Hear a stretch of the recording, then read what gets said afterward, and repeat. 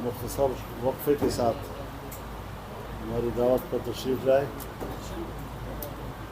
آج فاٹا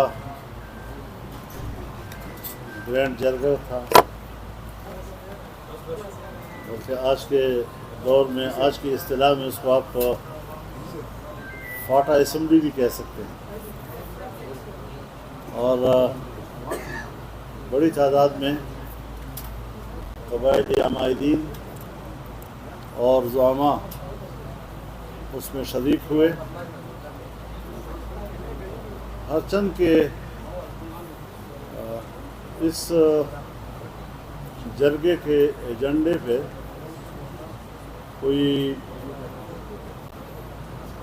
عزم استحکام آپریشن یا اس قسم کی بات نہیں تھی، کیونکہ یہ اس اعلان سے پہلے بلایا گیا تھا، لیکن ظاہر ہے جی کہ پھر ان کے سامنے بھی کرنٹ ایشو یہی تھا،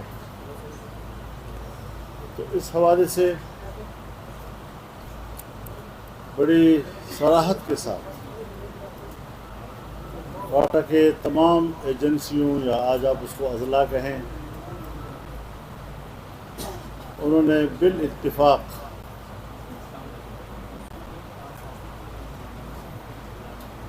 عزم استحکام کو عدم استحکام قرار دیا، اور اس پر عدم اعتماد کا اظہار کیا،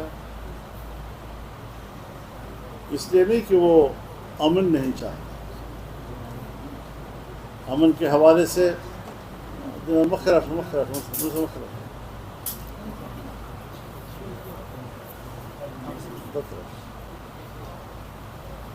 بہت گھمبیر مسلح گروپوں سے وابستہ لوگ ماضی کے مقابلے میں کئی گنا زیادہ علاقوں میں پھیل چکے ہیں، یہاں تک کہ وہ اب ٹریفک بھی کنٹرول کر رہے ہیں، کئی گھنٹے ناکے لگاتے ہیں، مسافروں سے ٹول وصول کرتے ہیں، اور مغرب کے بعد ہمارے جنوبی علاقوں میں تو جنوبی اضلاع میں پولیس جو ہے وہ اپنے اپنے تھانوں میں محصور ہو کے رہ جاتی ہے، اور ان کو اجازت نہیں ہے کہ وہ تھانوں سے باہر سڑکوں پر ڈیوٹیاں کر سکیں۔ لیکن چونکہ ہمارے اس صوبے کے لوگوں نے بہت بڑی قربانیاں دی، سوات سے لے کر وزیرستان تک، انہوں نے کس طریقے سے اپنی ہی ملک میں ہجرت کی، اپنے گھر چھوڑے، اور سال ہا سال تک وہ پورے ملک میں در بدر پھرتے رہے۔ آپ جانتے ہیں ہمارا اپنا ایک کلچر ہے، قبائلی کلچر، جہاں کی ہماری ماں بہنیں اپنے ایک محدود ماحول میں حیا اور عزت کی زندگی گزارتی ہیں۔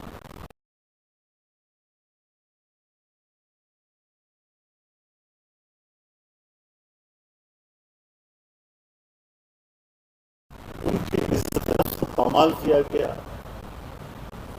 ان کی چادر و چرمن کو تار تار کر دیا گیا، اور ان کی تعلیم تباہ، ان کا مستقبل تباہ، اور اب تباہ حال فاٹا لوگ واپس جاتے ہیں تو ان کے پاس آپریشنوں میں ان کی دیہاتوں کی دیہاتیں تباہ ہو چکی۔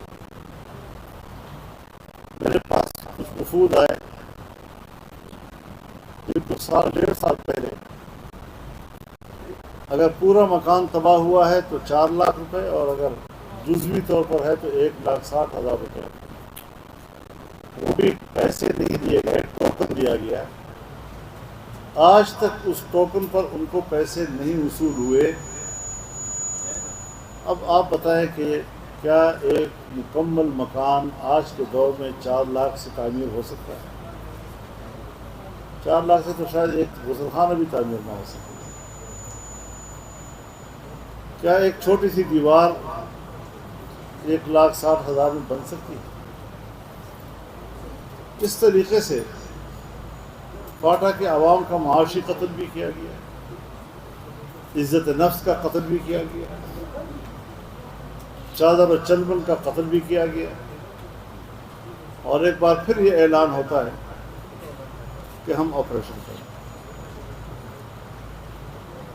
ہمیں کم از کم یہ تو بتایا جائے کہ ایک دفعہ باڑ لگایا گیا، آہنی باڑ،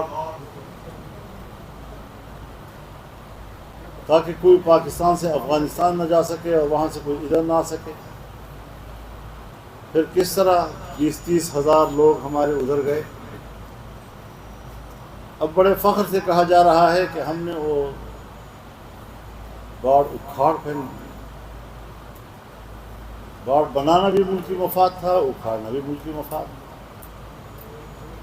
اب اس سے کہیں زیادہ طاقتور ہو کر وہاں سے لوگ ادھر آئے، بجائے اس کے کہ ہم ایک ذمہ دار ریاست کا ثبوت دیتے، ہم نے ہر فیصلہ اشتعال کی بنیاد پر کیا اور فوری رد عمل کے انداز میں بات کی۔ کبھی بھی ریاستوں کے معاملات نہ اجرت سے طے ہوتے ہیں، نہ جذباتی انداز کے ساتھ طے ہوتے ہیں، نہ دھمکیوں کے ساتھ طے ہوتے ہیں۔ اس کا نتیجہ صرف 2 ریاستوں کے درمیان تعلقات کی خرابی کے علاوہ کچھ نہیں نکلتا۔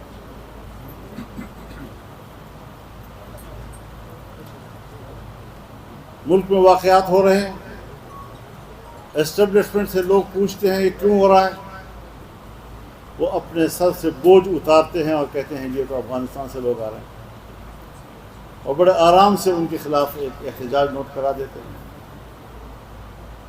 اس کا نتیجہ کیا نکلے گا کہ افغانستان میں شاہ ظاہر شاہ سے لے کر اشرف غنی تک جتنی حکومتیں آئی ہیں یہ پرو انڈین تھی، سوائے امارت اسلامیہ کے کہ وہ پرو پاکستانی تھی۔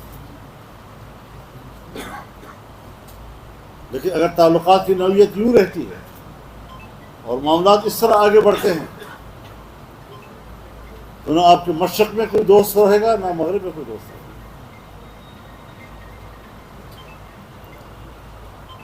اگر ایران کی طرف سے دراندازی ہوتی ہے پھر آپ بھی دراندازی جواب میں کر لیتے ہیں، 1 ہفتے کے اندر اندر معاملات طے ہو جاتے ہیں۔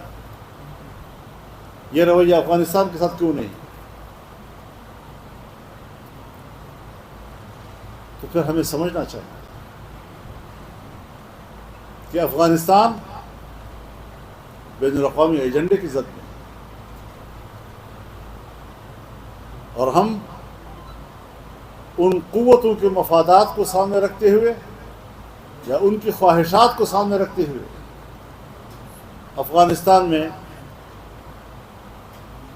موجود امارت اسلامیہ کو مستحکم کرنے کی بجائے عدم استحکام کی طرف لے جانا چاہتے ہیں۔ سن 1980 سے لے کر اب تک افغانستان کا چپا چپا خون سے رنگا،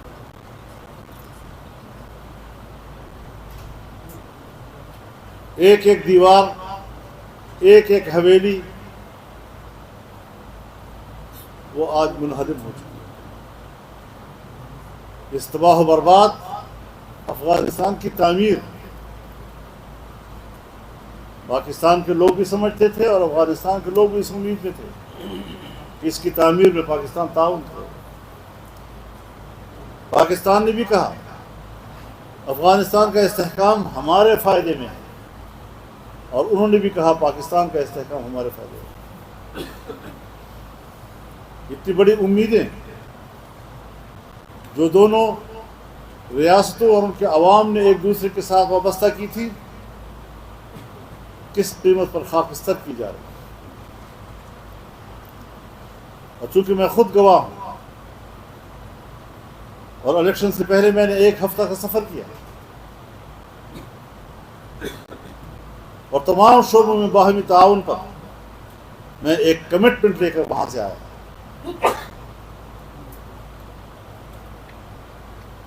مسلح تنظیموں کو ایک پرامن راستہ دینے پر اتفاق رائے ہوا، اس کے لیے ایک میکینزم طے کرنا تھا۔ وہ ساری محنتیں کہاں ضائع ہو رہی ہیں؟ کیوں ضائع ہو رہی ہیں؟ یہ تو ایک غیر ذمہ دار ریاست کی علامت ہوتی ہے، جو اس سے بنی بنائی بات بگڑتی ہے۔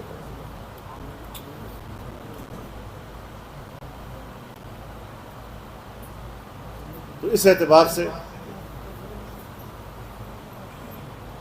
آج فاٹا کے جرگے نے اس سارے صورتحال پر بحث کی، اس پر اپنے عدم اطمینان کا اظہار کیا، اور چند روز پہلے جو ہمارے وزیرستان کے جنوبی وزیرستان کے امیر مولانا مرزا جان صاحب شہید ہوئے تھے، اور اس کے علاوہ دوسرے شہداء، ان کے لیے خراج عقیدت کا اظہار کیا گیا، بلندی درجات کی دعا کی گئی، ان کے خاندان کے ساتھ ہمدردی کا اظہار کیا گیا، اور ان کے لیے صبر جمیل کی دعا کی گئی۔ یہ اس وقت کی صورتحال ہے جو آج کی اس جرگے سے وابستہ ہے۔ مزید جو آپ کچھ کہنا چاہیں گے تو مزید کنفیوژن پیدا کر رہے ہیں۔ میں دیکھیے الفاظ کو ذرا دیکھیں، ایسا لگتا ہے جیسے کہ، اب آپ بتائیں کہ ایسی صورتحال میں ایک مستحکم ریاست کے اندر اس قسم کے تصورات پیدا ہوں، احساسات پیدا ہوں، ہمیں اس پر سنجیدگی سے سوچنا نہیں چاہیے۔ ہم تو پورے پاکستان کو امارت اسلامیہ بنانا چاہتے ہیں، ہم تو پورے پاکستان کو اسلامی ریاست بنانا چاہتے ہیں۔ میرا آئین کہتا ہے، قرارداد مقاصد کو آپ پڑھیں، حاکمیت اللہ رب العالمین کی ہوگی، عوام کے نمائندے وہ اللہ کی نیابت کریں گے، اور قرآن و سنت کی تعلیمات پر انفرادی اجتماعی زندگی استوار کریں گے۔ اسلام پاکستان کا مملکتی مذہب ہوگا، تمام قوانین قرآن و سنت کے تابع ہوں گے، قرآن و سنت کے خلاف کوئی قانون نہیں بنایا جائے گا۔ اس کو عملی جامہ پہنا ہے نا، یعنی میرے ملک کو تو اساس موجود ہے، ہم اس اساس کو گرانا نہیں چاہتے، ہم اس کو کسی عدم توازن کا شکار نہیں ہونے دینا چاہتے۔ ورنہ آپ جانتے ہیں بالاکنڈ تحریک جب تھی صوفی محمد صاحب مرحوم کی، اس سے کوئی ہمارا نظریاتی اختلاف تو نہیں تھا، لیکن جس زاویے کے ساتھ وہ بات کر رہے تھے ہم نے اس اتفاق نہیں کیا۔ ہمارے پاس زاویہ موجود ہے، ہم اگر اس پہ کنفیوژن پیدا کریں گے تو مشکلات پیدا ہوں گی۔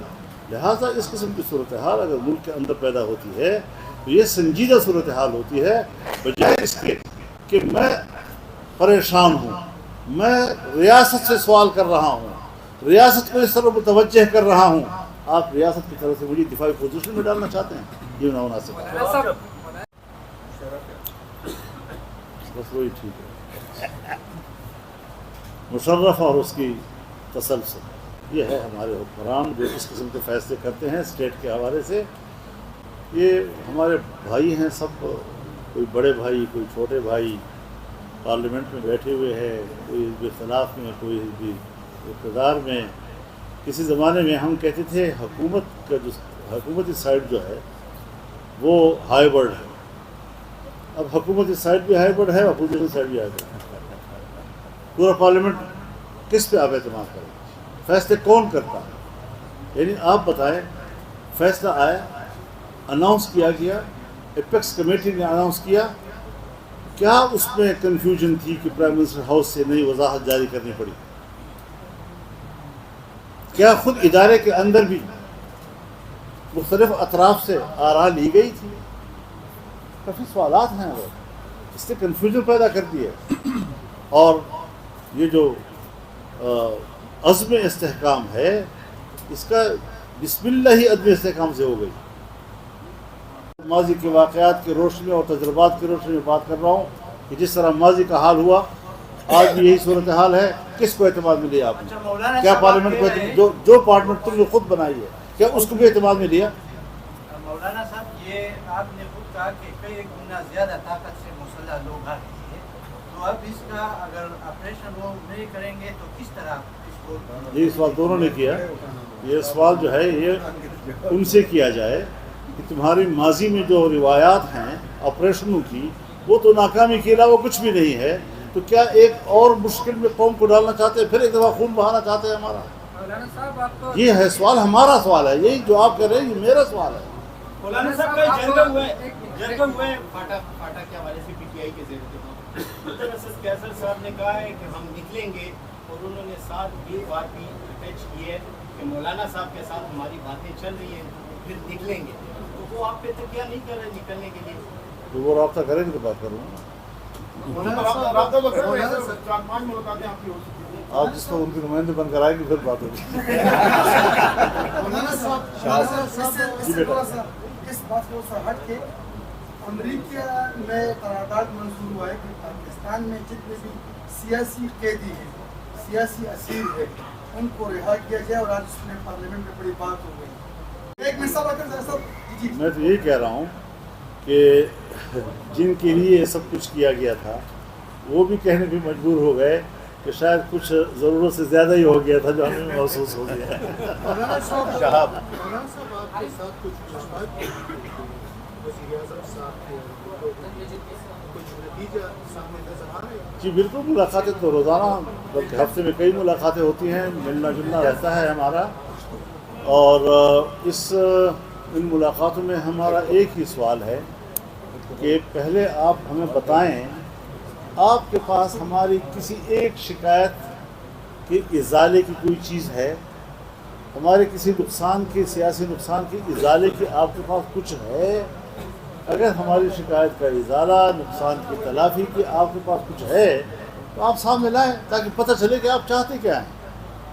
ہم نے تو جو کچھ دیکھا ہے، ہم تو سیاسی پارٹیوں سے گلہ نہیں کر رہے، ہم تو ان اداروں سے گلہ کر رہے ہیں جنہوں نے سیاست میں مداخلت کر کے، جنہوں نے الیکشن میں مداخلت کر کے پورا الیکشن نتیجہ اپنے قابو میں لے لیا اور تبدیل کر دیا۔ مولانا صاحب مذہبی جماعتوں میں خصوصاً جے یو آئی کے اکابرین کو نشانہ بنایا جاتا ہے، اور اس کی ذمہ داری بھی کوئی کالعدم تنظیم کی جانب سے لی جاتی ہے، اس بارے میں آپ کی کیا کہنا ہے؟ دیکھیے یہی تو ایک مشکل ہے جس کا نہ آپ کے پاس حل ہے نہ قرآن کے پاس حل ہے۔ ایک دین کی جماعت، اعلاء کلمت اللہ کی سربلندی کے لیے ایک منظم جماعت جس کی گزشتہ 100-150 سال کی تاریخ موجود ہے، اس کی پشت پر ایک جدوجہد ہے، قربانیوں کی ایک جدوجہد ہے اور کئی سو سالوں کی جدوجہد ہے۔ ان اکابرین سے جو چیز ہمیں منتقل ہوئی ہے، چاہے وہ نظریے کی صورت میں ہو، عقیدے کی صورت میں ہو، یا اس عقیدے اور نظریے کے لیے کام کرنے کے رویے اور منہج کی صورت میں ہو، یہ امانتیں ہیں، اور کوئی اس قسم کی اشتعال، زبردستی، جبر، یہ علماء کی جماعت ہے۔ یہاں پر اگر ہم ان کو شمار بھی کریں علماء کرام کو تو 5 لاکھ سے زیادہ علماء کرام جو باقاعدہ فارغ التحصیل علماء کرام ہے، یہ دنیا کا سب سے بڑا فورم ہے۔ تو پھر کون ہوتا ہے جو کہیں دیوار کے پیچھے 2-4 آدمی بیٹھ کر ایک پہاڑ کے پیچھے وہ ہمیں اتنے بڑے علماء کی جماعت کی رائے کو اور فکر کو اس پر فتوے لگائیں اور ہمیں واجب القتل کہیں؟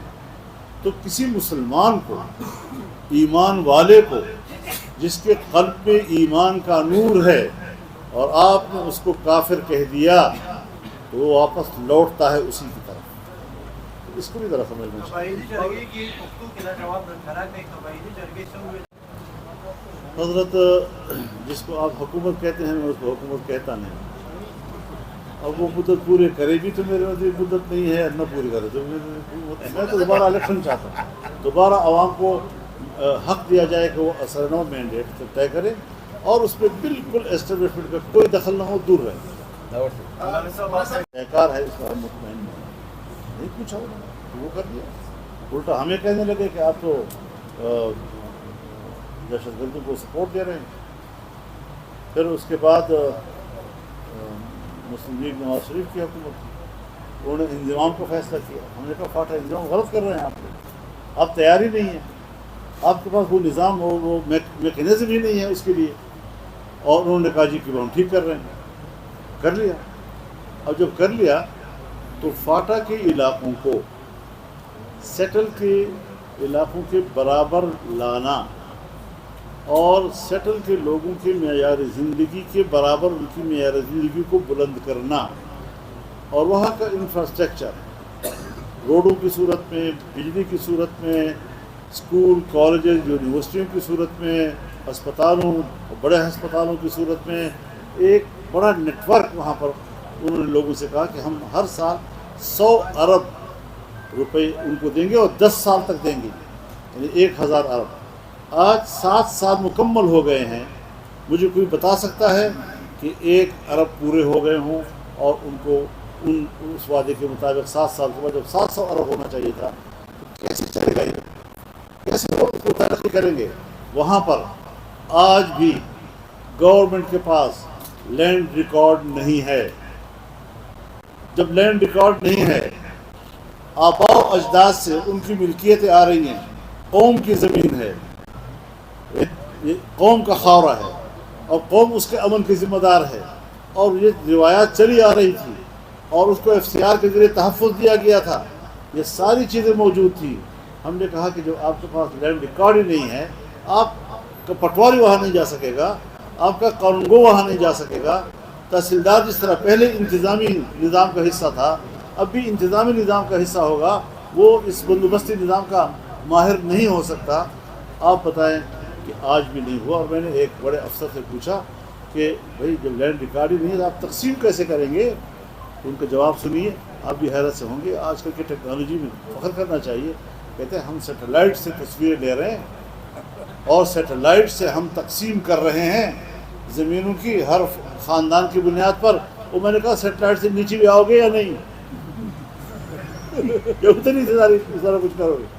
इस तरह के एक वाहिमा की बुनियाद पर, तख़य्युल की बुनियाद पर क्या क्या और फाटा के लोगों को बर्बाद तबाह करना, तो मुझे पता नहीं। और जिस वक्त हुकूमत तब्दील हो गई तो एक मजलिस में हमारे प्राइम मिनिस्टर तशरीफ़ फरमा थे, तो मैंने उनसे कहा कि पाकिस्तान से एक बड़ा जरगा गया हुआ है, अफ़गानिस्तान काबुल में बातचीत कर रहा है, आपकी इल्म में है? तो उन्होंने फरमाया नहीं। तो जब प्राइम मिनिस्टर को जरग उसका इल्म में, मुझे क्या इल्म होगा। तो अब जो बात हुई, बिल्कुल इस पर कोई शक नहीं है कि हमने पूरे एतमाद के साथ वहाँ अमल किया और तमाम शोबों में बाहमी ताउन के साथ जितने भी मसाइल थे हमने एक दूसरे को सुने और 1 हफ़्ता हमने वहाँ गुजारा। अल्हम्दुलिल्लाह सारे मामलात और उनको रिपोर्ट किया, बताया सारा कुछ। वज़ारत ख़ारिजा से ब्रीफिंग दी हमने, क्या क्या शिकायत हैं हमें, हम उनसे क्या हासिल करना चाहते हैं, सब तफसीलात लेकर और हमने वापसी पर वो सारी सूरत हाल उनको बताई और उन्होंने इत्मीनान का इज़हार किया, शुक्रिया अदा किया। और ये कि इसका मैकेनिज़्म क्या होगा, मैंने कहा ये रियासत को कहता है, आप बनाएं मैकेनिज़्म, कहीं आपको मुश्किल होगी तो हम ताउन के लिए तैयार है। ये पाकिस्तान का मसला है, ये कोई आपकी ज़ात का मसला नहीं है। लेकिन अब नतीजे ये हैं, हम क्या कहें जी अपने इन बड़ों के बारे में कि वो किस ज़ाविये से सोचते हैं, वो किसके लिए सोचते हैं। अगर हम कहें कि आप पाकिस्तान के लिए नहीं, से नाराज़ भी होते हैं, मुस्तहिल भी हो जाते हैं। तो कुछ तो कम से कम हमारी बात को वो ज़रा संजीदगी से लें, संजीदगी से सुने। हम उनके दुश्मन नहीं हैं, हम मुल्क के दुश्मन नहीं हैं, हम उनके खैरख्वाह हैं। लेकिन अगर वो खैरख्वाही की बात भी नहीं सुनते और हम उनकी खैरख्वाही करें और वो हमारे साथ बदख्वाही करें, तो इस तरह ताल्लुकात नहीं चलते।